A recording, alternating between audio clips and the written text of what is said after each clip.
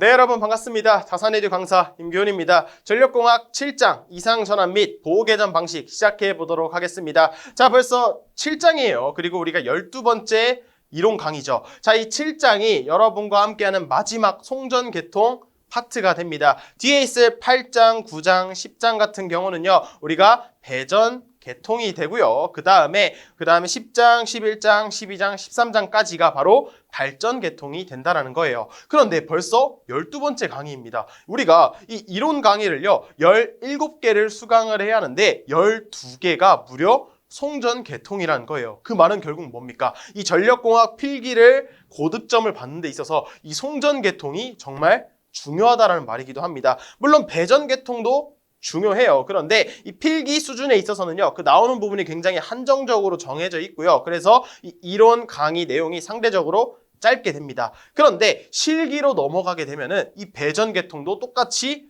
정말 중요합니다. 사실 설명해 드릴 게 너무나 많아요. 교재도 보시면 내용이 굉장히 많은데 제가 이 이론, 필기 수업에 있어서는요, 필기에서도 중요하고 실기에서도 중요한 부분 자세하게 설명 드립니다. 그런데 OT 때도 말씀을 드린 것처럼 필기에서는 나오지 않아요. 전혀 출제가 되지 않지만 실기에서 나온다라고 하는 것들은 가볍게 그 개념을 언급해드리고요. 이렇게 설명하거나 혹은 넘어가 달라고 말씀을 드릴 거예요. 왜냐하면 여러분들이 지금 충분히 정말 많은 내용들을 학습하고 기억해 주셔야 되기 때문에, 물론 실기에 도움이 되는 거 미리 학습하면 좋은 건 맞습니다. 그런데 여러분들이 지금 당장 취득하셔야 할 거는 필기 시험이죠. 그렇기 때문에 좀 더 효율적으로 여러분들께 이 전력공학을 공부하는 데 있어서 이 실기까지 같이 보완하면서 준비할 수 있도록 최적의 강의를 준비해 드렸으니까 믿고 따라와 주시면 좋을 것 같습니다. 자, 그럼 7장 본격적으로 시작해 보도록 할게요. 우리가 배울 파트는요, 바로 이상전압 및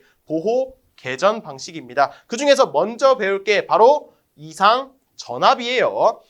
그래서 이 이상전압이 무엇이냐면 바로 이상한 전압입니다. 우리가 이 전력계통 내에서 갑자기 우리가 알 수 없는 어떤 이상 전압이 발생한 것을 바로 말 그대로 이상 전압이다 라고 부르게 된다는 겁니다. 그래서 그 원인을 꼽으면, 그 요인을 꼽으면 내부적인 요인과 외부적인 요인이 있고요. 내부는 말 그대로 전력계통 내에서 그 원인이 있다라는 것이고, 그 원인이 바로 차단기가 된다라는 겁니다. 우리가 계통 내에 있는 차단기를 투입, 개방할 때, 말 그대로 열고 닫을 때 이 이상전압이 발생을 하고요. 그러한 이상전압에 의해서 무엇이 발생하냐? 바로 개폐서지가 발생을 하게 된다라는 겁니다. 우리가 기존에 전류가 잘 흐르거나 흐르고 있지 않을 때 이 차단기를 열고 닫을 때 서지가 발생을 하게 된다라는 겁니다. 그래서 차단기를 열고 닫을 때, 개폐할 때 발생을 하기 때문에 이름도 개폐 서지다 라고 부르게 된다라는 겁니다. 자, 그럼 여기서 여러분들이 기억해 주셔야 하는 거는요,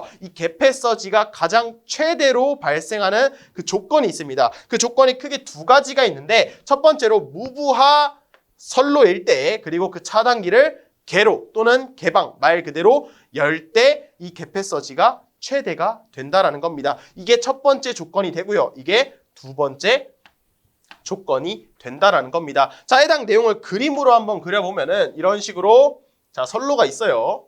자, 선로가 있고 원래는 부하가 이런 식으로 있어야 되겠죠. 자, 이렇게 부하가 있을 때, 자, 차단기다라고 하는 것은 결국에 뭐예요? 이 선로를 차단하기 위해서 이러한 열고 닫을 수 있는 것이 있게 된다라는 겁니다. 기존에는요, 이 차단기가 이런 식으로 쭉 연결이 되어 있다면, 닫혀 있다라고 한다면 지금 이것에 뭐예요? 전류가 흐르게 되겠죠. 자, 그런데 첫 번째 조건이다라고 하는 것은요, 바로 무부하입니다. 무부하. 우리가 무부하다라고 하는 것은 부하가 없이 이렇게 회로가 선로가 개방되었다라고 말씀을 드릴 수가 있겠죠. 자, 그럼 이때 전류가 흐르지 않습니까? 자, 그렇지 않죠. 우리가 이 선로에는요, 선로와 선로 사이, 이 도체와 도체 사이에 우리가 정전 용량이 존재한다라고 했어요. 자, 정전 용량이 존재하기 때문에 이곳으로 전류가 흐르게 되겠고, 이때 흐르는 전류를 우리는 커패시터에 흐르는 전류다라고 해서 바로 충전 전류다라고 했었죠. 자, 그럼 기존에 부하가 있을 때는요, 부하가 대부분 RL 부하이기 때문에 우리가 선로에 지상 전류가 흐른다라고 했어요. 그런데 이번엔 부하가 없죠. 상대적으로 C성분이 크기 때문에 이때 흐르는 충전 전류다라고 하는 거는요, 바로 진상 전류에 해당이 됩니다. 자, 그럼 첫 번째 조건이 이 무부하 선로다라고 하는 게 결국에 선로에 충전 전류, 진상 전류가 흐를 때 우리가 이 차단기를 갑자기 닫혀 있는 것을 열어줄 때 이런 식으로 차단기를 열 때 뭐가 발생한다? 바로 개폐서지가 최대로 발생을 하게 된다라는 겁니다. 자, 그러니까 이렇게 차단기를 갑자기 열면은 개폐서지, 이상전압이 제일 높게 발생을 한다라는 거예요. 자, 그럼 왜 높게 발생을 하냐? 자, 우리가 이 차단기를요, 만약에 열려 있다가 닫을 때라고 해보겠습니다. 기존의 차단기가 열려 있다라고 한다면 지금 회로가 끊어져 있죠. 회로가 끊어져 있으니까 이렇게 전류가 흐르지 못할 겁니다. 전류가 흐르지 못하다가 내가 이 차단기를 투입하게 되면 어떻게 되죠? 그 다음에 전류가 흐르죠. 그때 발생하는 서지와 기존의 차단기가 닫혀 있어서 전류가 잘 흐르고 있을 때 내가 이 차단기를 갑자기 열었을 때의 개폐서지가 훨씬 더 크다라는 거예요. 자, 여러분들이 쉽게 이해를 할 수가 있습니다. 우리가 지하철을 탄다라고 해볼게요. 지하철을 탈 때 기존에 이 지하철 문이 닫혀 있어요. 그럼 사람들이 질서정연하게 서 있겠죠. 그 다음에 차단기 문이 열리면 순서대로 질서정연하게 들어간다라는 겁니다. 그때 어때요? 질서가 잘 무너지지 않죠. 그런데 반대로 사람들이 쭉 들어가다가 갑자기 차단기가 다시 이 지하철의 문이 닫힌다라고 해보겠습니다. 사람들을 못 들어가게 막는다라고 해볼게요. 그러면 어때요? 사람들이 기존에 잘 들어가고 있기 때문에 뒤에서 계속 들어가라고 밀겠죠. 그래서 문이 실제 닫히지 않고 계속 사람들이 들어가지게 된다라는 겁니다. 그 과정에서 어때요? 질서도 무너지고 사고도 발생할 우려가 있겠죠. 그래서 이 전류가 바로 지하철에 들어가는 사람이다라고 생각을 해주시면 됩니다. 기존에 잘 들어가고 있다가 갑자기 문을 닫아버리면 사람들이 못 들어가게 전류가 흐르지 못하게 열어버리면 그럼 바로 개폐서지가 가장 크게 발생을 하게 된다라는 겁니다. 그래서 이 무부하 선로를 개로할 때 이 개폐서지가 최대가 된다라고 기억해 주시면 좋을 것 같아요. 자, 그러면 이 무부하 선로 일때 우리가 개로할 때 흐르는 전류가 결국 뭐죠? 바로 진상전류죠. 이러한 전류를요, 우리가 다르게 말하면 뭐라 표현하냐면 바로 제점호가 가장 발생하기 쉬운 차단 전류다라고 표현을 하기도 합니다. 해당 내용은 8장인데 미리 한번 언급을 해드리면은 이 제점호란 말이 나타나기 시작해요. 이 제점호다라고 하는 거는요, 내가 차단기를 열면은 기존의 전류가 흐르지 않아야 되겠죠. 이 공기라는 절연체를 사이를 두고 이 전류가 흐르지 않아야 되는데 이곳에 발생하는 개폐서지, 이상전압이 매우 높기 때문에 전류가 다시 이 절연이 파괴되고 흐르게 되는 현상을 우리는 재점호, 차단기가 다시 투입된 것과 같이 다시 차단기가 닫힌 것과 같이 전류가 흐르게 되는 것을 재점호다라고 부르게 됩니다. 그러면 그때 언제 가장 발생하기 쉽겠어요? 바로 개폐서지가 제일 클 때. 그래서 위 조건과 밑말이 가장 다시 이 위의 조건과 이 밑에 있는 전류가 동일한 의미다라고 기억해 주시면 좋을 것 같습니다. 재점호는 뭐다? 이상전압이 크니까 내가 열어도 다시 닫혀서 전류가 마치 흐르는 것과 같게 된다라고 기억해 주시면 좋을 것 같아요. 여기까지가 내부적인 요인이고요. 외부적인 요인 같은 경우는 직경례와 유도례가 있어요. 직경례는 말 그대로 직접적으로 맞은 것이고요. 유도례는 우리가 간접적으로 다른 곳에 떨어진 게 외부적인 요인에 의해서 우리한테까지 영향을 끼치는 것을 우리는 유도례라고 한다. 우리가 뒤에서 자세하게 언급이 되니까 지금은 이 정도까지만 기억해 주시면 좋을 것 같습니다. 자, 그러면 우리 이제 교재를 넘어가서요. 교재에 이 외부적인 요인 다음으로 뭐 충격파라는 것이 있어요. 뭐 짧은 시간에 파고값을 찍다가 사라지는 것을 충격파다라고 하는데 결국 이러한 이상 전압 또는 충격파가 들어오게 되면은요. 이런 식으로 계통 내에 갑자기 높은 전압이 들어오게 되겠죠. 그때 이 전압에 들어오는 진행파에 대해서 정리를 해보겠습니다. 자, 그래서 이번에는요. 이상 전압 또는 충격파가 들어왔을 때 그 진행파를 한번 보도록 하겠습니다. 자, 그래서 지금 이렇게 왼쪽에서 오른쪽 방향으로 이상전압, E1이다라고 하는 진행파, 이상전압이 들어왔다라고 해볼게요. 자, 그럼 이상전압이 들어왔으니까 이 이상전압에 의한 전류 I1이라는 것이 이 방향으로 들어오게 되겠죠. 자, 그러면 이때 이 접속점을 기준으로 이 이상전압이 딱 만나게 되면은 어떤 부분은 우리가 반사가 된다라고 해서 이상전압이 들어온 게 모두 들어오는 것이 아니라 접속점을 기준으로 반사가 되는 부분이 있다라는 겁니다. 그 반사가 되는 전압을 우리가 E2라고 하고요. 이 E2에 의한 전류 I2가 있겠죠. 자, 그리고 이 접속점을 기준으로 이제 이상 전압이 들어오는 투과가 되는 전압이 있어요. 그러한 전압을 우리는 투과 전압이다라고 해서 E3다라고 하고요. 이로 인한 전류가 I3라는 것이 있게 되겠죠. 그러니까 이상 전압이 들어오면 어떤 접속점을 기준으로 어느 부분은 반사를 하고 나머지는 투과를 하게 된다라는 겁니다. 이때 이 얼마만큼 반사가 되고 얼마만큼 투과가 되는지에 대한 공식들이 정리가 되어 있고요. 교재에는 유도가 되어 있을 겁니다. 그런데 여러분들이 그 유도 과정은 참고만 해주시고요. 이 결과값만 기억해 주시면 되는데 자, 크게 어렵지가 않습니다. 이 둘 중에 하나만 기억해 주시면 끝이 나고요. 저는 이 반사파를 암기하시는 것을 추천드립니다. 자, 왜냐면요, 굉장히 비슷해요. 이 접속점을 기준으로 우리가 왼쪽을 Z1이라고 하고요. 오른쪽을 Z2라고 했을 때 이 반사파 같은 경우는 그러니까 반사가 된 전압은 자, Z1, 2를 더해주고요. 그 다음에 Z2에서 Z1을 빼주기만 하면 끝이 납니다. 그리고 기존에 들어온 진행파, 이 진행 이상 전압을 곱해 주시면 끝이 나게 된다는 겁니다.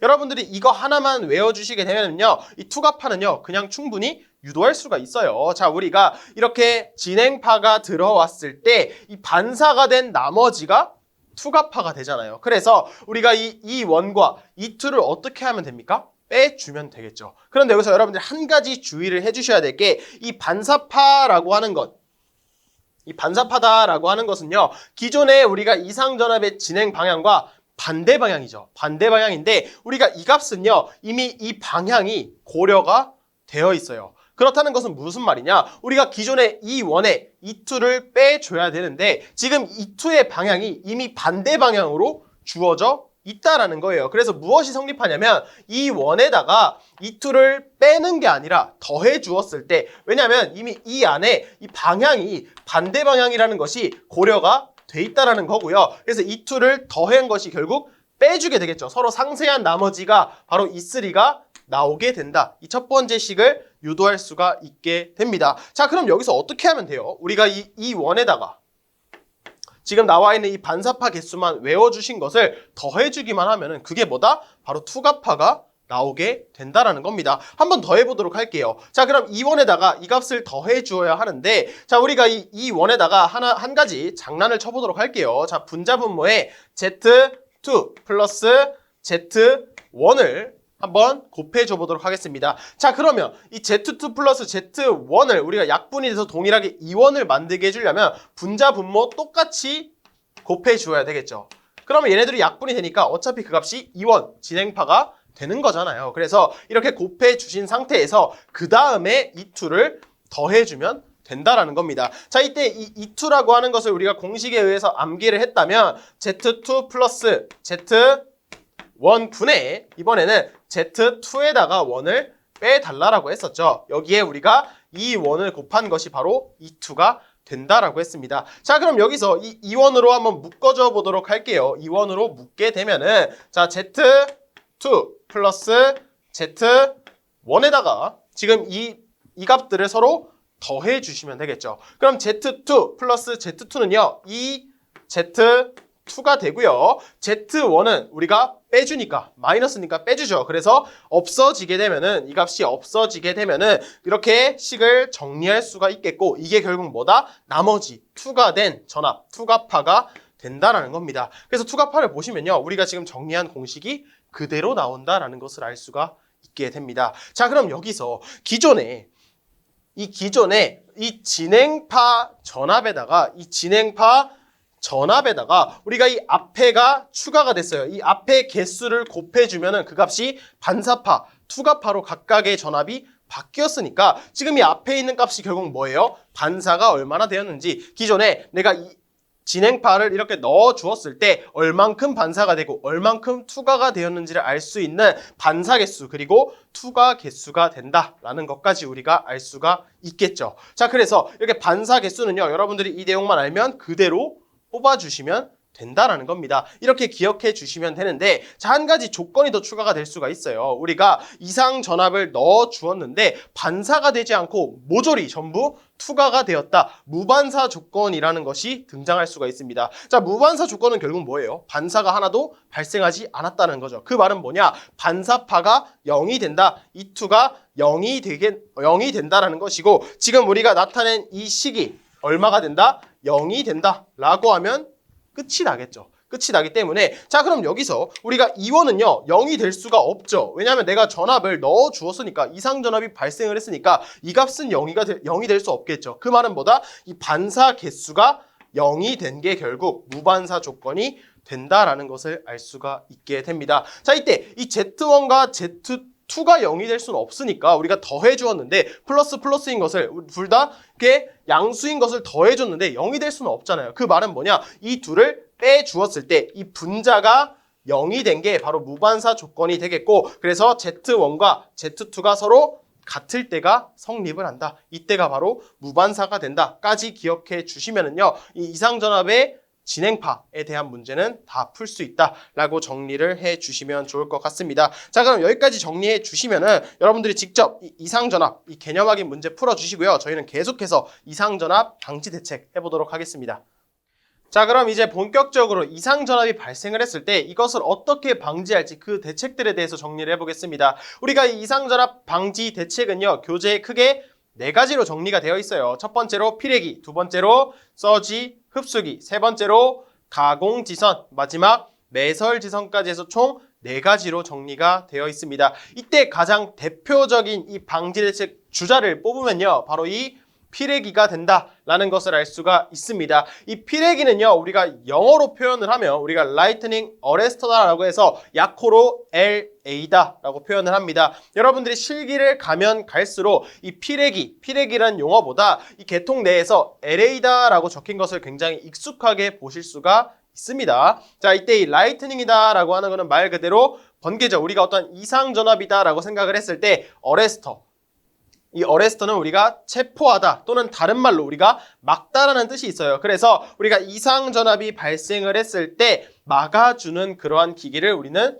피레기다라고 부르게 된다라는 겁니다. 역할은 간단해요. 말 그대로 이상전압이 들어왔을 때 이것을 우리가 부하측까지 가지 못하고 우리가 대지로 방전시켜주는 역할을 하고요. 또 속류를 차단해서 기기를 보호해주는 역할을 한다라는 겁니다. 여러분들이 지금 이 속류다라고 하는 개념이 지금 익숙치 않을 것 같아서 본격적으로 이 피레기가 어떻게 동작하는지 한번 설명을 해보도록 하겠습니다. 이 피레기다라고 하는 거는요, 우리가 이상전압이 들어와야 된다라고 했어요. 그래서 지금 이런 식으로 이상전압이 내습을 했을 때, 자, 높은 전압이 들어왔으니까 이때 흐르는 전류는 어떻겠어요? 굉장히 큰 전류가 들어오겠죠. 우리가 이때 이상전압을 외부적인 요인, 그중에 뇌에 의해서 발생을 했다라고 하면 그때 흐르는 전류는 뇌전류가 되겠죠.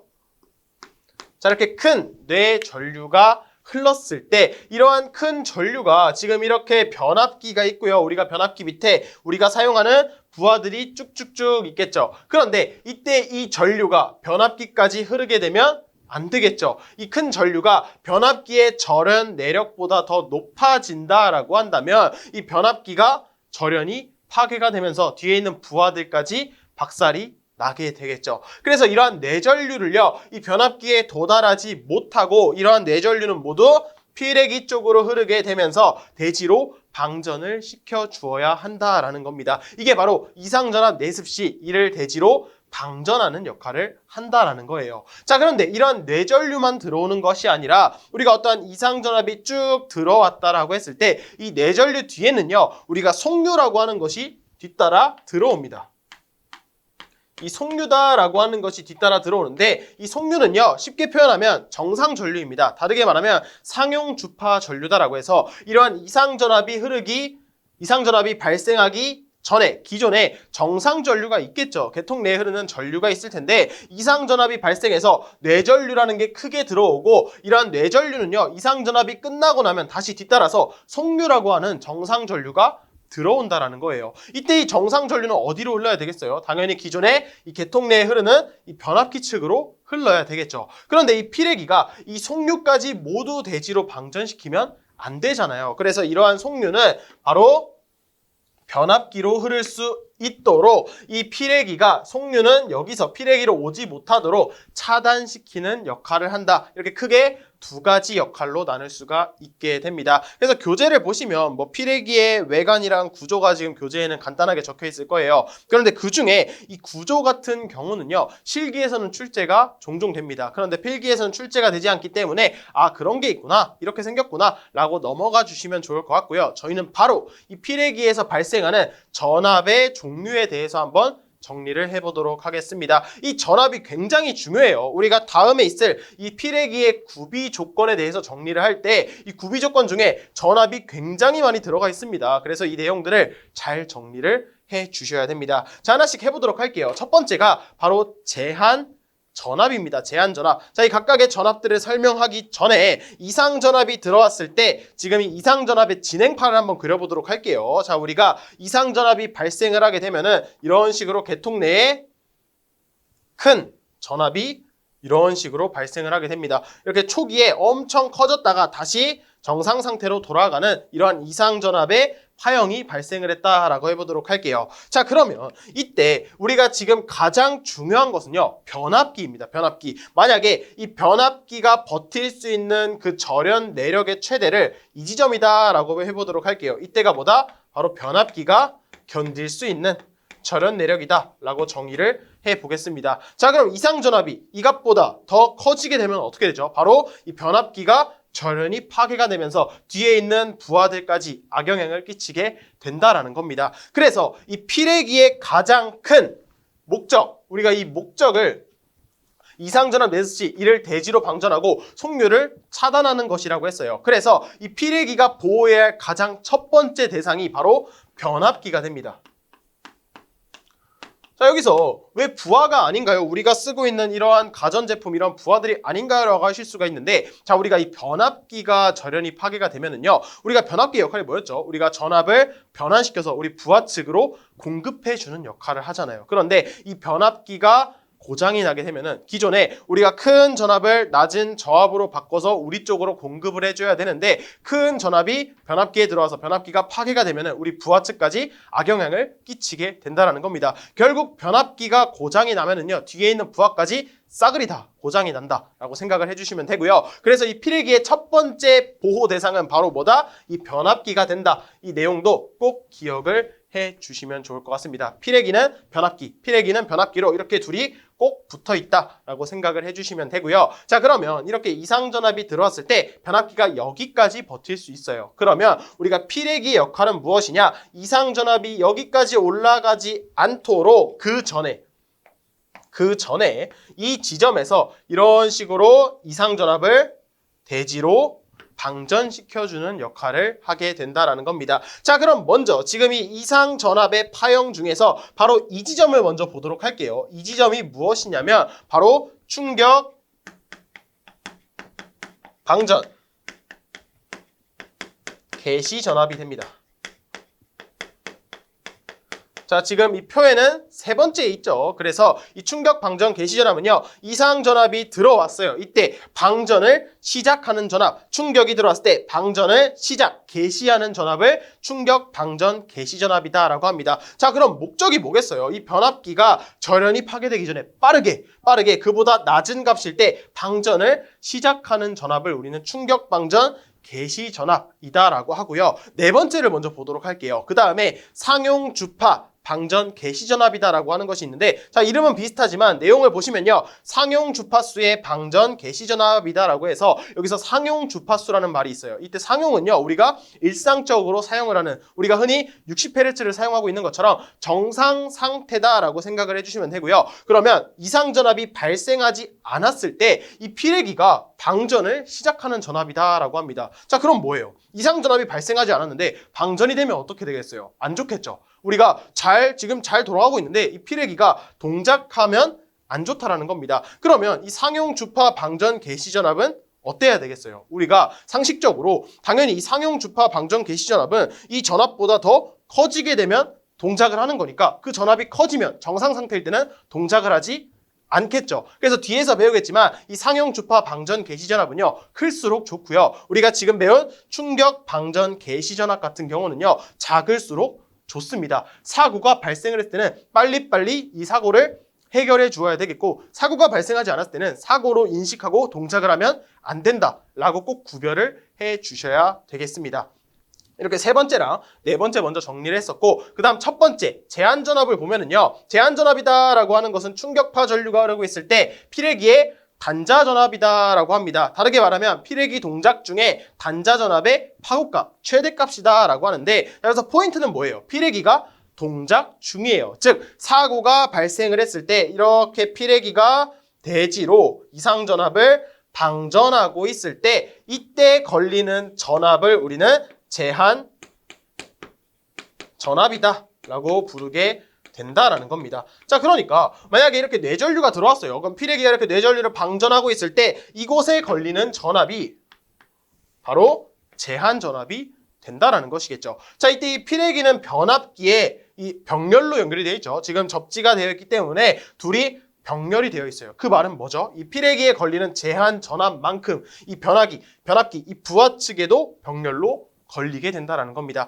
그러면 이 제한 전압은 어떻겠어요? 이 제한 전압은 작을수록 좋겠죠. 우리가 이 이상 전압을 방전시키고 있을 때 이때 걸리는 제한 전압이 크게 되면은 당연히 부하 측에 걸리는 부담되는 전압도 커지게 될 거고요. 이러한 제한 전압을 견디기 위한 이 변압기의 절연 내력이 더 높아져야 될 거예요. 그래서 뒤에서 배우겠지만 이 제한 전압은 작을수록 좋다까지 기억해 주시면 좋을 것 같습니다. 자, 그럼 마지막 전격 전압을 한번 보도록 할게요. 이때 이 전격 전압은 피레기의 전격 전압을 의미를 합니다. 그래서 우리가 지금 이 이상 전압이 발생한 선로를 예를 들어서 22.9kV 개통이다라고 했을 때 이 피레기의 전격 전압은요 얼마가 되냐? 우리가 18kV짜리 피레기 전격 전압을 사용하게 될 거예요. 그래서 자 이렇게 피레기가 방전을 쭉 합니다. 자 이렇게 방전을 쭉 하다가 어떠한 지점이 있을 거예요. 그때 이 피레기 전격 전압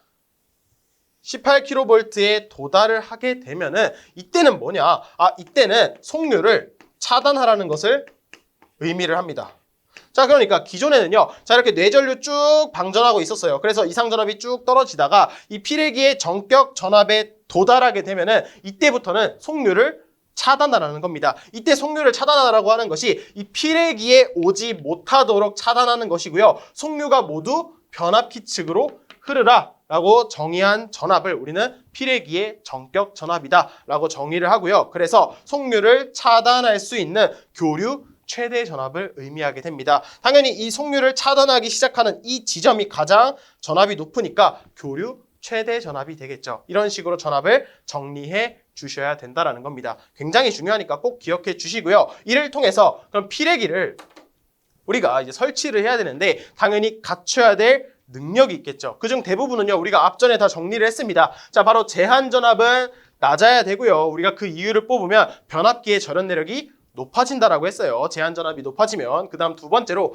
충격 방전 개시 전압. 우리가 피레기가 사고가 발생을 했을 때 동작하는 전압은 작아야 되고요. 정상 상태인 상용주파 방전 개시 전압은 높을수록 좋다라고 했어요. 우리가 정상 상태인데 동작을 하면 안 되겠죠. 그리고 속류를 당연히 차단할 수 있는 능력을 갖추고 있어야 되겠고 그 외에는 뭐 방전 내량이 클 것, 내구성, 경제성이 있을 것 당연한 결과다라는 겁니다. 이런 식으로 피레기의 구비 조건도 시험에 자주 물으니까 꼭 기억해 주시면 좋을 것 같습니다. 자, 그리고 교재를 보시면 피레기의 설치 장소다라고 하는 것이 있는데 자, 해당 내용은요 사실 굉장히 중요하긴 합니다. 어디서 중요하냐면 실기에서 훨씬 중요합니다. 이 해당하는 문자 그대로 적어야 되는 문제가 종종이 아니라 정말 많이 출제가 되는데 필기에서는 크게 다루지는 않고 있어요. 그래서 이런 게 있구나, 이게 정말 시험에 출제가 많이 되는구나 라고 표시해두고 학습하실 분들은 읽고 넘어가 주시면 좋을 것 같습니다. 자, 그러면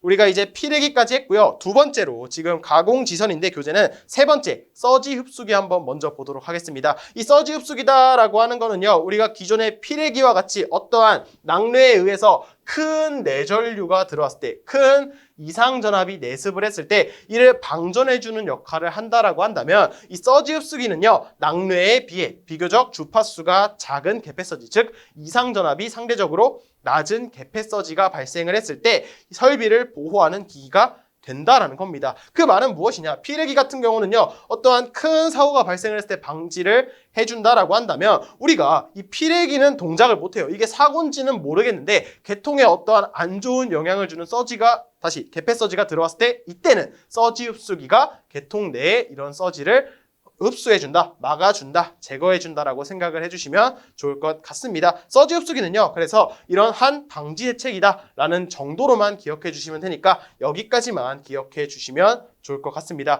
그럼 우린 계속해서 나머지 두 개, 가공지선과 매설지선 정리해 볼게요. 자, 다음 이상전압 방지대책 두 번째, 가공지선에 대해 정리를 해보겠습니다. 자, 가공지선은요, 우리가 앞전에 한번 언급이 되었을 거예요. 이렇게 철탑이 있을 때 이 철탑이 있고요, 그 다음에 전선이 시설되어 있다라고 한다면 이 철탑과 전선을 지지해주는 애자가 있었어요. 자, 그럼 여기서 이 가공지선이다라고 하는 거는 이 지지물 또는 철탑의 최상단에 시설이 되는 이러한 전선을 우리는 가공지선이다 라고 정리를 하게 되고요. 이 가공지선이다 라고 하는 거는 우리가 나전선을 사용을 하고 또는 이 나전선 중에서 우리가 이 전선의 종류를 묻는다 라고 한다면 ACSR을 사용하게 됩니다. 이 ACSR이다 라고 하는 거는 결국 뭐였어요? 강심 알루미늄 연선이었고요. 이 나전선이다 라고 하는 거는 이 나자가 우리가 나체할 때 나자예요. 우리가 알몸인 사람을 나체라고 하죠. 그래서 이 나전선은요, 우리가 전선을 따로 절연을 피복하는 것으로 감싸는 것이 아니라 생전선이다 라고 해서 바로 나전선이라고 부르게 됩니다. 이것도 상식적으로 알아주시면 좋은 게 이 가공지선에 대한 설명으로 옳지 않은 것이라고 물은 적이 있어요. 그때 그 보기로 종종 출제가 되니까 기억해 주시면 좋을 것 같습니다. 자, 그럼 우리는 굳이 이 가공지선이 전력선은 아닐 거예요. 우리가 어떤 전기를 보내주기 위한 선은 아니고 굳이 왜 맨 꼭대기에 이러한 선을 설치를 하냐? 그 설치 목적이 있겠죠. 첫 번째로 보시면 직경뢰로부터 송전선을 보호해주는 역할을 합니다. 이 직경뢰다라고 하는 것은 말 그대로 직접적으로 맞은 뢰예요. 그러니까 지금 기존에 우리가 전선의 번개가 어떠한 직경뢰가 떨어지는 것을 어떠한 것? 바로 이 가공지선이 대신 맞아준다라는 겁니다.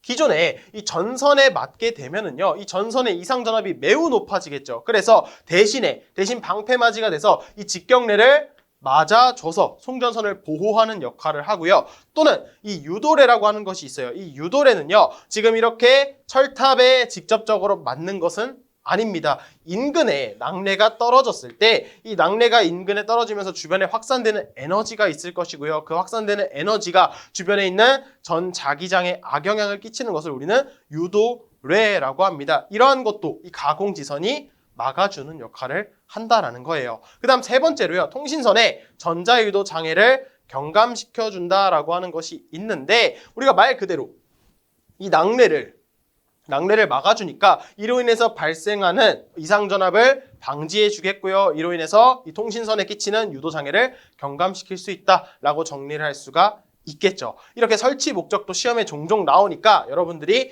잘 기억해 주셔야 되겠습니다. 자, 이때 한 가지 용어가 더 등장을 해요. 바로 차폐각이라는 것이 등장을 하는데 자, 같이 정리를 해보도록 하겠습니다. 이 차폐각이다라고 하는 것은 무엇이냐면 지금 이렇게 가공지선이 설치가 되었어요. 그때 여기서 이 가공지선의 정면을 한번 보도록 하겠습니다. 그러면 이렇게 전선에 단면적이 보이겠죠. 그리고 마찬가지로 전력선도 단면적이 보인다라고 해보도록 하겠습니다. 이때 이 가공지선과 전력선 사이의 그 각도를, 이 각도를 우리는 차폐각이라고 부르게 됩니다. 자, 그럼 여기서 이 차폐각이 작아졌다라고 해볼게요. 여기서 이 각도가 작아지기 위해서는 이 전력선과 가공지선 사이의 거리가 어떻게 해야 되겠어요? 바로 더 멀어져야 되겠죠. 더 높아지게 되면은요, 우리가 예를 들어서 가공지선이 여기에 위치했다라고 한다면 동일하게 차폐각을 나타냈을 때 각도가 더 작아진다라는 것을 알 수가 있고요. 만약에 이 가공지선이 전력선과 가깝게 위치를 한다라고 한다면 당연히 각도가 더 커지게 될 거예요. 자, 그러면 이 차폐각이 작아지면 작아질수록 전력선과 가공지선 사이의 거리가 멀어지니까 당연히 이 송전선을 보호하는 그 역할이 더 커지게 되겠죠. 능력이 더 좋아진다라는 겁니다. 그래서 차폐각이 작으면 작을수록요, 이 송전선을 보호하는 보유율이 더 높아지게 되고요. 대신 단점으로 가격이 높아진다라는 특징이 있게 됩니다. 우리가 거리를 멀리하면 멀리할수록 이 지지물을 더 높게 쌓아줘야 되기 때문에 당연히 이 지지물에 드는 비용이 증가할 수밖에 없다라는 겁니다. 그 다음 두 번째로, 그래서 이 보통 차폐각은요 45도 이내로 하고요. 그리고 이 보호율 같은 경우는 97% 정도로 설정을 하게 된다라고 기억해 주시면 좋을 것 같습니다. 그 다음 마지막으로 세 번째, 가공지선을 2선으로 했을 때 차폐각이 작아진다라고 하는데, 이 말은 무슨 말이냐면요, 동일한 높이의 가공지선을 시설한다라고 했을 때 하나의 선으로 시설하는 것보다 이렇게 두 선으로, 2선으로 가공지선을 설치했을 때 차폐각이 작아진다라는 의미를 가지는데, 자, 우리가 동일한 높이에서 가운데 가공지선이 있을 때보다 어떻습니까? 지금 이렇게 2선으로 멀어졌을 때 전력선과의 각도는 어떻게 되겠어요? 당연히 더 작아진다라고 정리를 할 수가 있겠죠. 이러한 이유에 의해서 이 세 번째 특징까지 정리를 해주시면 좋을 것 같습니다. 자, 여기까지가 가공지선이었고요. 우리가 서지흡수기는 정리를 했고, 간단하게 넘겨주시면, 자, 매설지선이다라고 하는 것이 등장을 하게 됩니다. 자, 이 매설지선을 설명하기 전에 우리는요, 이 역섬락이라는 이 개념을 먼저 정리할 필요가 있습니다. 자, 이 역섬락이라고 하는 것이 무엇이냐면, 자, 우리가 이렇게 철탑이 있어요.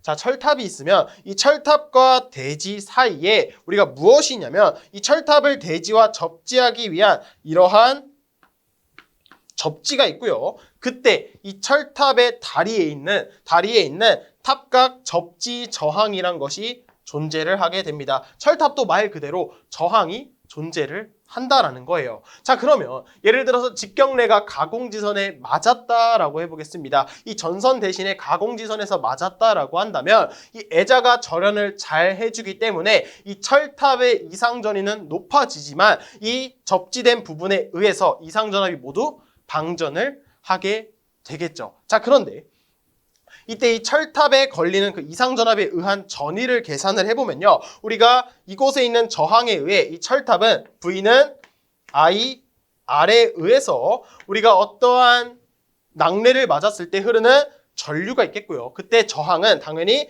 탑각 접지 저항이 들어가게 될 거예요. 자, 그럼 여기서 만약에 지금 이 전위가 너무 크다라고 해볼게요. 이 전위가 너무 크다라고 해서 이 애자가 기존에 버틸 수 있는 절연 내력보다 더 큰 전위가 걸리게 된다라고 한다면, 이곳의 전위가 너무 높아지기 때문에 지금 기존에는요, 우리가 이 애자를 통해서 완전히 절연이 되어 있었죠. 그런데 절연이 파괴가 되면서 지금 이 전선으로 뭐가 흘러요? 전류가 흐르는 것. 전위가 높은 곳에서 낮은 곳으로 전류가 흐르는 현상을 우리는 역섬락이다라고 부르게 됩니다. 섬락이 역으로 발생했다라고 해서 우리는 역섬락이다라고 정리를 하게 되고요. 이것을 막기 위해서 가장 유효한 방법이 있습니다. 그게 무엇이냐면 매설지선이다라고 하는 건데, 이 매설지선의 역할이다라고 하는 거는요, 철탑에 지금 이 탑각 접지 저항을 어떻게 한다? 줄여주는 역할을 한다라는 겁니다. 탑각 접지 저항이 줄여주면 어떻게 돼요? 이런 식으로 저항이 작아지니까 전위가 떨어지게 되겠고, 전위가 떨어지면 당연히 절연이 파괴될 우려가 줄어들게 되겠죠. 자, 그래서 이러한 매설지선은 뭐냐면, 이런 식으로 철탑에 방사상으로 이런 식으로 우리가 어떠한 선을 시설을 하게 되는데, 이렇게 선을 시설함으로써 이 탑각의 접지 저항, 전체 합성 저항이 떨어지게 되고요. 저항이 떨어져서 섬락을 방지해 주게 된다라는 겁니다. 그래서 우리가 이러한 역섬락을 방지하는 대책 중에서 이 탑각의 접지 저항을 감소시켜주는 게 굉장히 중요한 역할을 하고요. 그때 가장 유효한 방법을 고른다라고 한다면 바로 이 매설지선이 된다라고 기억을 해 주셔야 되겠습니다. 우리가 시험에 종종 물어요. 역섬락을 방지하는 가장 유효한 방법이다라고 한다면 바로 매설지선을 골라주시면 된다라는 겁니다. 자, 여기까지 하면은 우리가 이상전압을 방지할 수 있는 대책에 대해 잘 정리를 해봤고요. 마지막으로 이 절연 협조에 대해서 정리하고 끝내보도록 하겠습니다.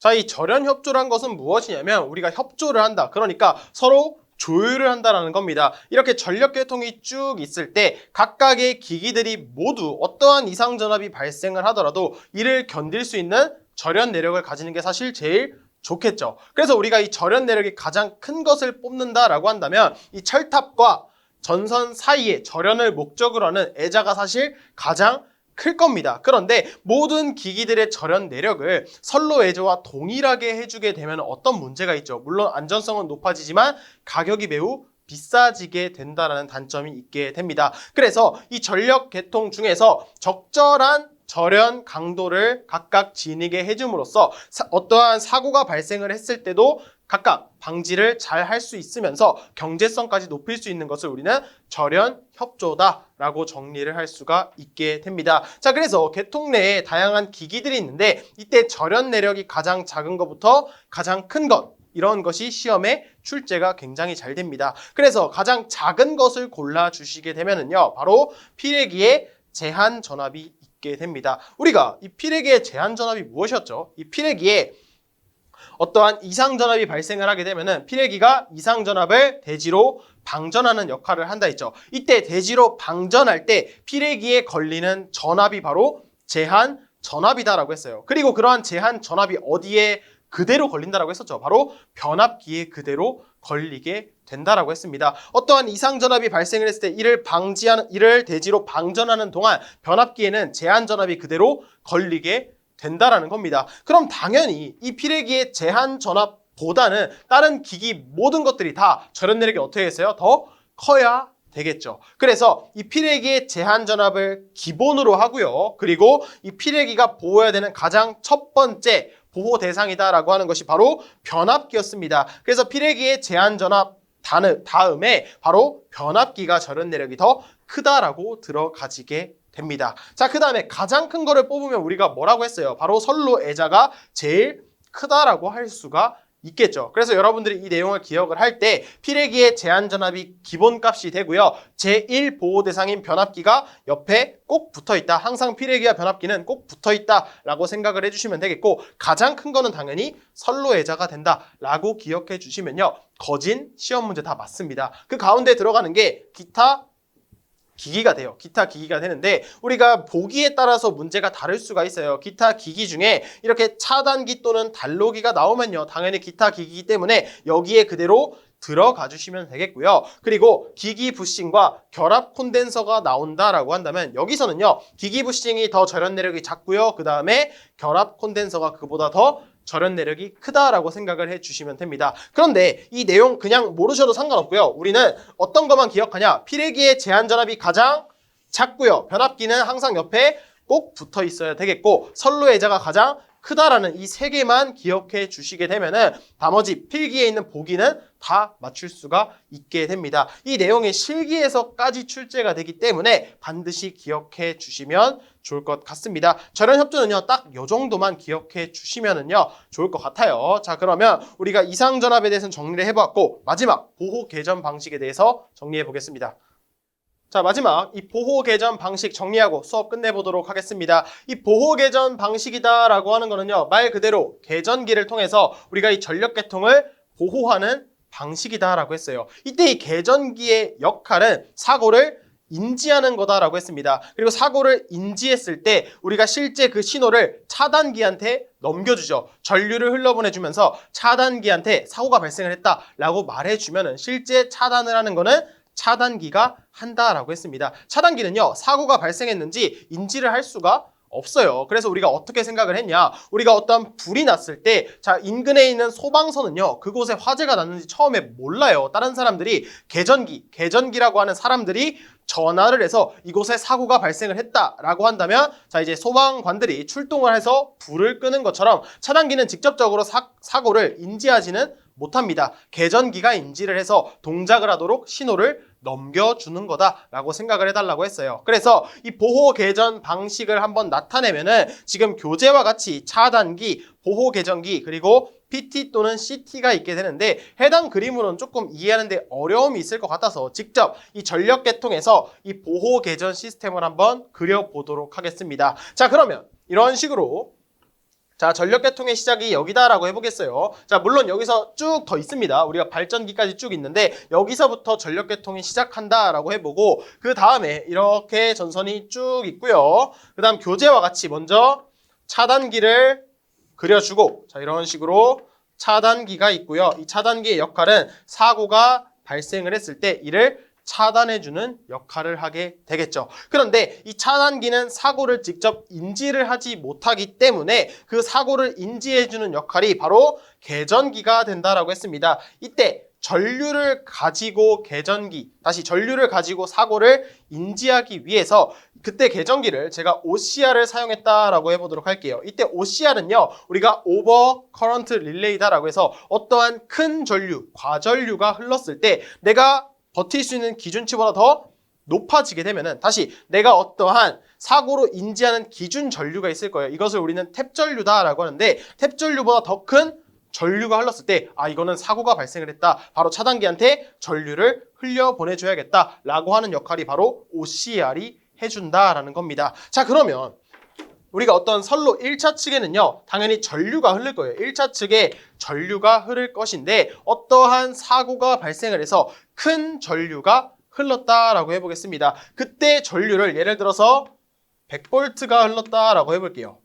자, 그러면 이 100V 자체가 개전기에 흐르게 되면은요, 사실 개전기는 버틸 수가 없어요. 그래서 이러한 큰 전류를 작은 전류로 바꿔주는 장치가 있습니다. 그게 바로 지금 교재에 나와 있는 것처럼 CT라고 하는 것이 있어요. 자, 그래서 이렇게 CT가 개전기와 연결이 되어 있습니다. 이 CT의 역할이다라고 하는 것은 기기 시간에도 잠깐 언급이 되었는데 어떠한 큰 전류를, 대전류를 소전류로 바꿔주는 역할을 합니다. 이때 이 CT에 전류비가 있어요. 그 전류비가 예를 들어서 우리가 100대 5A다라고 해보겠습니다. 자, 이 말은 무엇이냐면 만약에 이 CT의 1차 측, 지금 이곳에 100A의 전류가 흘렀다라고 한다면 2차 측에는 얼마만큼의 전류가 흐른다? 바로 5A가 흐른다라는 전류비를 의미를 하게 됩니다. 이때 2차 전류비는요, 항상 5A로 기준을 해요.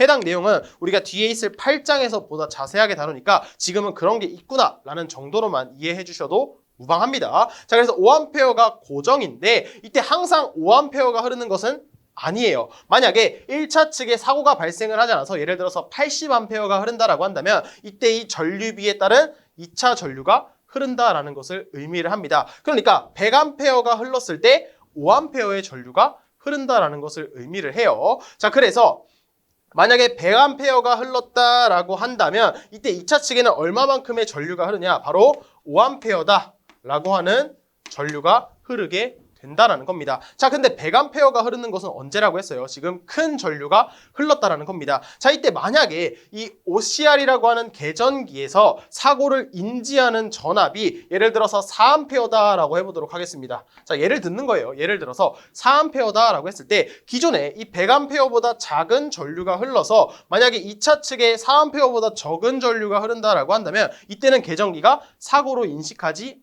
않는다라는 거예요. 그런데 만약에 100A가 흘러서 5A의 2차 측 전류가 흐르고요. 이때 만약에 개전기에 흐르는 전류가 5A가 돼서 지금 이 4A보다 더 많이 흐르죠. 이때는 뭐냐? 이 개전기가 사고로 인지를 한다라는 겁니다. 그럼 이때 개전기는 뭐예요? 차단기한테 신호를 줘야 되겠죠. 우리가 화재가 발생을 했을 때 119에 전화를 하는 것처럼 우리가 개전기가 지금 차단기에다가 전류를 흘려보내주게 된다라는 겁니다. 그래서 그 전류가 어디에 흐르냐? 바로 이 트립 코일이다라고 하는 곳에 흐르게 됩니다. 트립 코일은요, 우리가 TC라고 표시를 하고요. 이렇게 사고로 인지를 했으니까 이곳에 전류가 흐르게 됩니다. 자, 그러면 코일에 전류가 흐르니까 지금 이 코일이 뭐가 되죠? 바로 전자석이 된다라는 겁니다.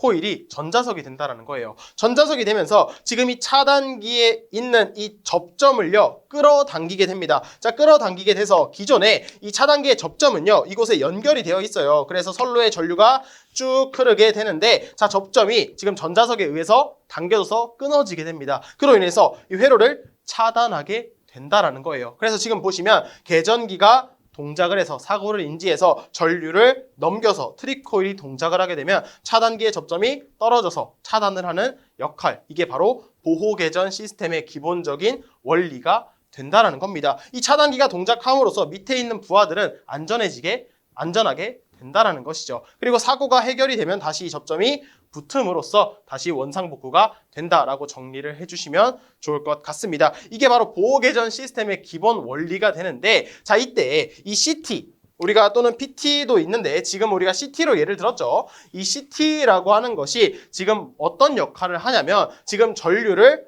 검출을 합니다. 큰 전류가 온 것을 작은 전류로 바꿔주면서 검출하는 역할을 한다 해서 우리는 검출부라고 하고요.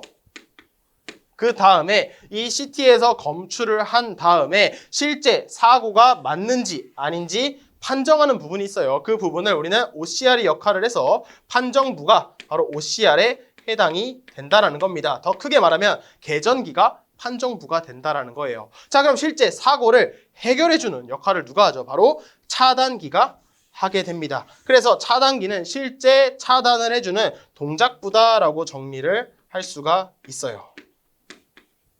그래서 이렇게 보호 개전 시스템은요, 이렇게 검출부, 판정부, 동작부로 구성이 되어 있게 된다라고 정리를 해주면 좋겠고, 교재에 나와 있는 것처럼 이러한 보호 개전 시스템의 역할의 가장 큰 것은 뭐다? 바로 사고를 방지해주는, 사고를 최소화해주는 역할을 한다라는 겁니다. 이렇게 기본적인 원리를 기억해 주시면 좋을 것 같아요. 그래서 교재 뒷장을 넘겨주시면은 뭐 보호 개전 방식의 구성이라든지 또는 분류라고 하면서 쭉쭉쭉 내용이 정리되어 있을 거예요. 그런데 필기에서는 해당 내용이 실제 출제가 되는 부분은 아닙니다. 그래서 가볍게 읽고 넘어가 주시면 되고요. 저희가 정리할 거는 바로 이 보호 개전 방식에서 동작 시간에 따른 분류가 있습니다. 자, 이 내용은 무엇이냐면,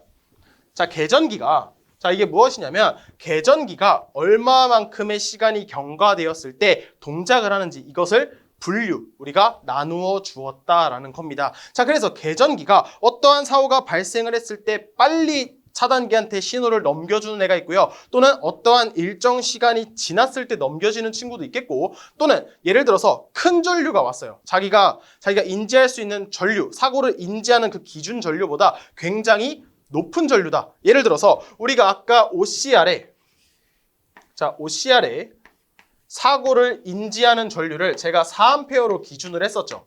자, 그런데 만약에 2차 측 전류가 굉장히 높은 10A라는 전류가 흘렀다라고 해보겠습니다. 자, 그럼 이때는 굉장히 내가 사고를 인지할 수 있는 전류보다 더 큰 전류가 흘렀기 때문에 이때는 빠르게 동작을 해야 한다. 그런데 예를 들어서 4A 라는 2차 전류가 흘렀을 때 이때도 물론 사고는 맞기는 맞아요. 그런데 상대적으로 전류가 적으니까 이때는 좀 더 천천히 차단기가 동작을 할 수 있도록 신호를 넘겨주는 그러한 개전기가 존재를 한다라는 겁니다. 자, 그래서 한번 정리를 해보도록 할게요. 자, 교재에 나와 있는 것처럼 자, 그래프를 통해서 한번 그려보도록 하겠습니다. 자, 그래서 이런 식으로 자, 가로축이 있고요. 그 다음에 세로축이 있게 됩니다. 자, 이때 가로축은 무엇이냐면 자, 동작 전류가 돼요. 동작 전류. 그러니까 개전기가 동작을 하는 전류가 되고요. 자, 세로축은 무엇이냐면 바로 동작 시간이 됩니다. 자, 교재와 지금 동일하게 가져가는 것을 알 수가 있고요. 자, 이때 이 개전기가 동작을 하는 최소 전류가 있을 거예요. 그러니까 사고를 인지하는 가장 작은 전류죠. 그래서 교재에는 지금 최소 동작 전류. 자, 최소 동작 전류다 라고 정리를 하고 있습니다. 자, 그러면 하나씩 보도록 할게요. 첫 번째는요, 순한시 개전기입니다. 또는 순시 개전기라고도 하고요. 자, 특징을 보면은 고장 검출, 그러니까 사고가 발생한 걸 인지를 한 순간 바로 동작을 하는, 바로 차단기한테 신호를 넘겨주는 개전기를 우리는 순시 개전기다라고 부르게 됩니다. 그래서 이 순시 개전기는요, 그래프로 표현하게 되면은 자, 이런 식으로 어떠한 동작 전류가 흘렀을 때 그 시간이 매우 짧아야 된다라고 했어요. 그래서 이런 식으로 매우 짧은 시간에 동작하는 것을 우리는 순한시 또는 순시다라고 했습니다. 순환시 특성이 된다라는 거예요. 이렇게 최소 동작 전류가 발생을 했을 때 매우 빠른 시간에 동작을 해야 한다는 것이죠. 자, 실제 동작을 했으니까 이곳은 없애주는 게 맞겠죠. 자, 이 전류값 이상이 됐을 때 동작을 하는 거니까 지금 이 최소 동작 전류를 기준으로 동작을 한다라는 겁니다. 자, 그 다음 두 번째 보도록 할게요. 자, 정한시 계전기라고 하는 건데, 자, 정한시 계전기는요, 고장 전류 크기에 관계없이 일정 시간 후에 동작하는 것을 우리는 정한시 계전기다라고 합니다. 그러니까 이번에는요, 어떠한 사고를 인지를 했어요. 반드시 이때 어떠한 시간이 지난 후에, 그 기준 시간을 지난 후에 동작을 한다라는 겁니다. 대신에 동작 전류의 크기 여부와 관계없이 항상 동일하기 때문에 이런 식으로 어떠한 기준인 동작 전류를 여기다라고 했을 때 이런 식으로 동작하는 것을 우리는 정한시 특성이다라고 부르게 됩니다. 여기까지가 정한시였어요. 자, 그 다음에 반한시 계전기란 것이 있습니다. 자, 반한시 계전기는요,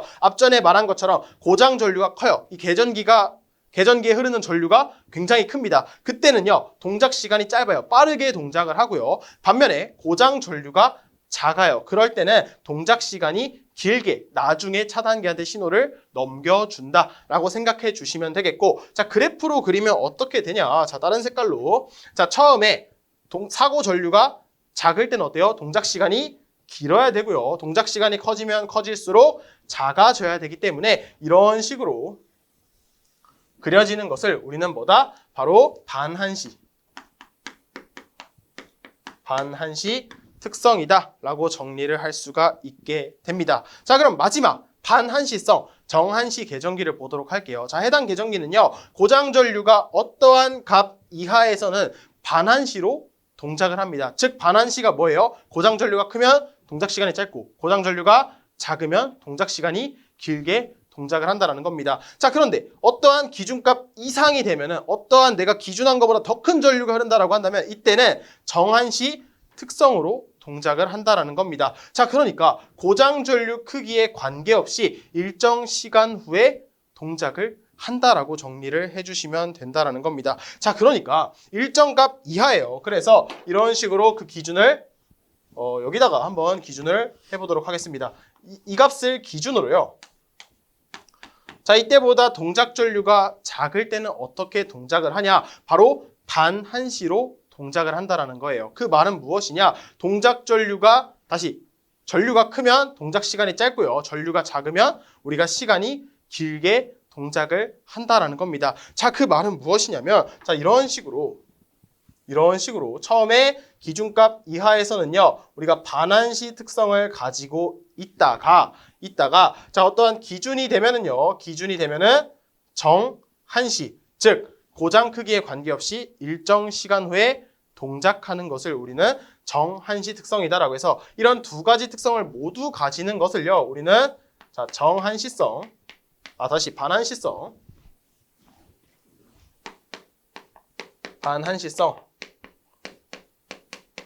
정한시 계전기의 특성이다 라고 정리를 하게 됩니다. 자, 그 말은 무엇이냐? 자, 기준값 이하에서는 전류가 어때요? 지금 굉장히 작죠. 사고긴 하지만 전류가 작기 때문에 이때는 크게 시간이 많이 경과된 후에 동작을 한다라고 한다면, 자, 동작 전류가 쭉 커지다가 기준치를 넘었어요. 이때는 내가 정해진 일정 시간 이후에는 반드시 바로 동작하도록 하는 것을 우리는 반한시성 정한시 계전기다라고 정리를 하게 됩니다. 해당 내용이 이렇게 그림을 가지고 시험에 종종 출제가 되기 때문에 이 그래프를 이해하면서 기억해 주시면 좋을 것 같습니다. 자, 그럼 여기까지 하면은 자, 교재 뒷장으로 넘어가시면 뭐 다양한 계전기의 종류들이 있을 거예요. 그런데 이 해당 내용은 여러분들이 물론 필기를 공부하면서 뒤에 있을 실기까지 넘어가시게 되면은요, 하나씩 다 기억하시게 될 겁니다. 물론 기억을 반드시 해 주셔야 돼요. 왜냐하면 우리가 친절하게 어떤 계전기로 주어지지가 않습니다. 이렇게 영어 약호로 주어질 수가 있기 때문에 확실히 기억해 주셔야 되는 부분은 맞아요. 그런데 필기에서는요, 크게 출제가 되는 부분은 아니기 때문에